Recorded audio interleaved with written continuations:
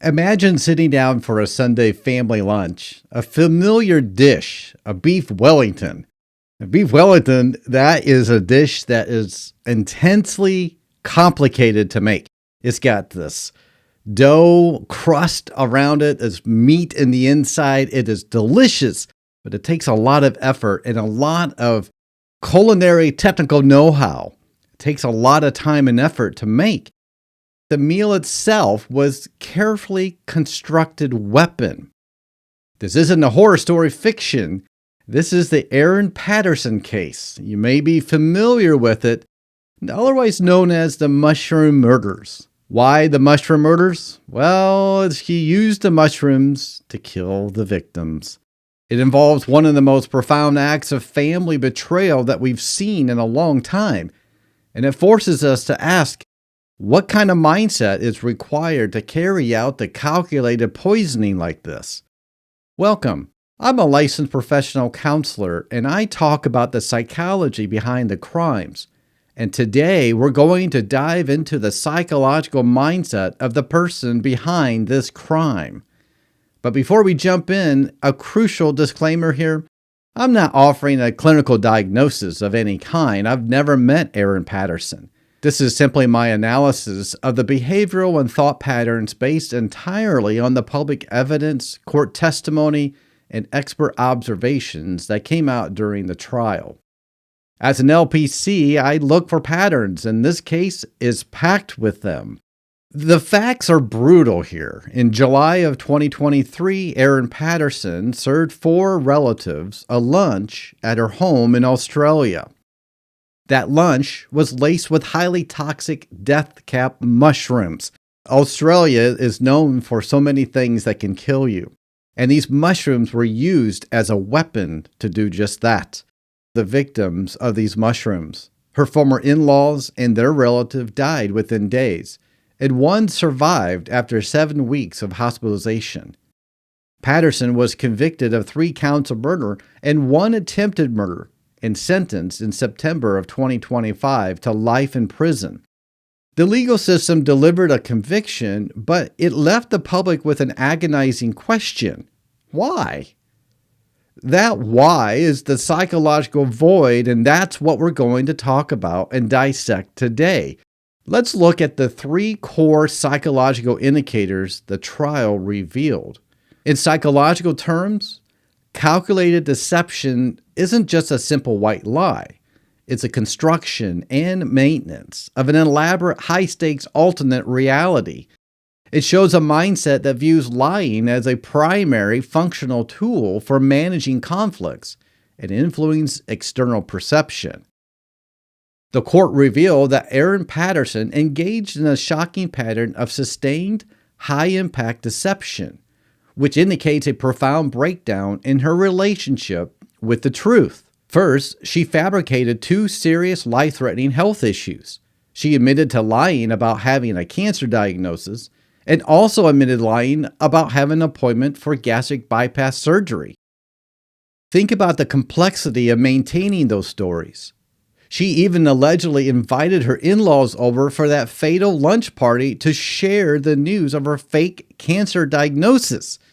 This points to a thought process where manipulating the narrative and being the center of a crisis is more important than the reality.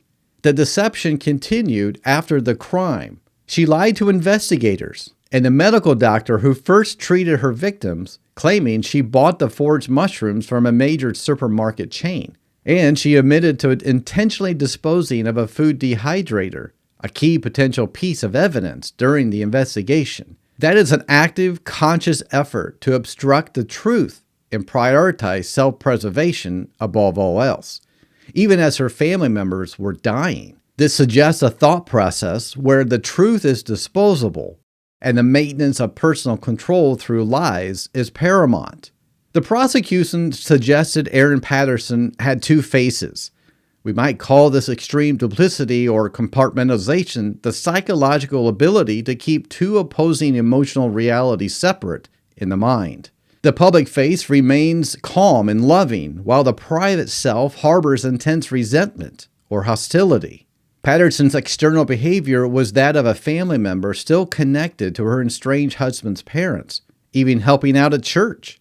This was a public expected persona. However, the trial revealed her private reality. She had been estranged from her in-laws in the 2 years leading up to the murders, missing family events. She sent scathing messages to online friends criticizing her estranged husband and her in-laws, including a message where she vented. I won't use the cuss words that she used here, but it was vulgar. This deep psychological split is critical.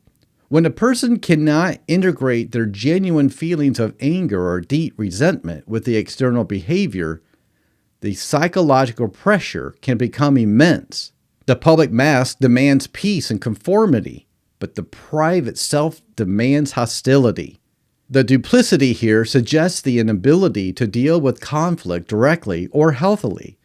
Instead, the emotional conflict was resolved by eliminating the source of the conflict through an act of complete concealment. When we talk about sociopathic approach, we're focusing on behavioral traits suggest a profound disregard in the rights and feelings of others, treating them as a means to an end. It indicates a failure of empathy and conscience. The court heard testimony that zeroed in on a cold calculation. Dr. Chris Webster, a medical doctor who spoke with Patterson, publicly stated that her choice to solve her dilemma by poisoning, combined with the lies, was a sociopathic solution. The use of death cap mushrooms in a prepared dish is calculated, controlled, and deeply personal. This is not a crime of spontaneous passion. It was a crime of elimination. The judge, Justice Christopher Beale, reinforced this lack of empathy at sentencing. He emphasized that her actions were an enormous betrayal of trust, noting that she murdered relatives who had been good to her. He specifically highlighted the untold suffering inflicted on her own children by robbing them of their beloved grandparents. This condemnation speaks volumes about the level of cold-bloodedness required to execute this calculated act of family betrayal. When we pull these three psychological threads together, the complex, persistent deception, the extreme duplicity between her private and public life, and the sociopathic elimination of conflict, we begin to see a profile defined by a desperate need for control and extreme narcissism. Before we get to the final psychological reveal, let's quickly address the two terms that you hear thrown around most often in true crime: sociopath and psychopath. They both involve a profound lack of empathy, but they differ in presentation. Sociopaths tend to be volatile and disorganized. Their lack of empathy can lead to impulsivity, and they often struggle to maintain stable, long-term relationships because of their erratic behavior. Psychopaths, however, are typically more calculating and controlled. They are expert manipulators, often successfully blending into society and presenting a charming exterior while harboring a profound lack of conscience and remorse.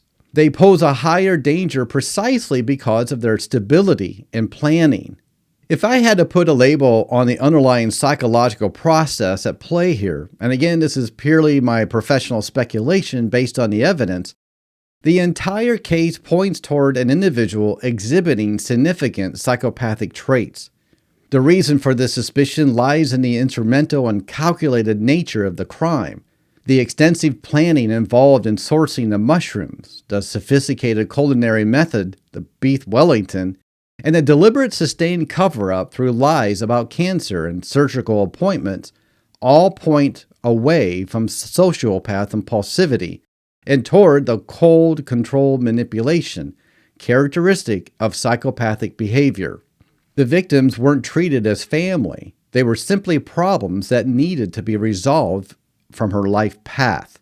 The decision to choose a calculated method like poisoning, the extensive efforts to lie and cover up the evidence, and the profound lack of remorse shown for inflicting suffering on family members, all of these are strong behavioral indicators of an instrumental psychopathic thought process. This worldview where emotional betrayal is just a means to an end It's the true psychological void at the heart of the mushroom murders. The lesson here from a mental health perspective is that the final extreme act of violence is often preceded by a long-term pattern of choosing deception and avoidance over honesty and communication. The danger isn't just the mushroom, it's the pattern of behavioral choices that led to the psychological collapse. So what are your thoughts on this case and the psychological indicators that we just discussed? What do you think about Erin Patterson and the methodic planning and calculating decision process? She went to great efforts to lie. She went to great efforts to make the beef Wellington. She must have been a good cook. And she went to great efforts to think about how she was going to kill her family members using mushrooms, a natural ingredient. That was a cold, calculated method. Let me know your thoughts in the comments below. I read every single one of them. If this psychological analysis resonated with you, please hit the like button and subscribe for more content like this one. Thank you for joining me today. Until next time, stay curious, stay safe.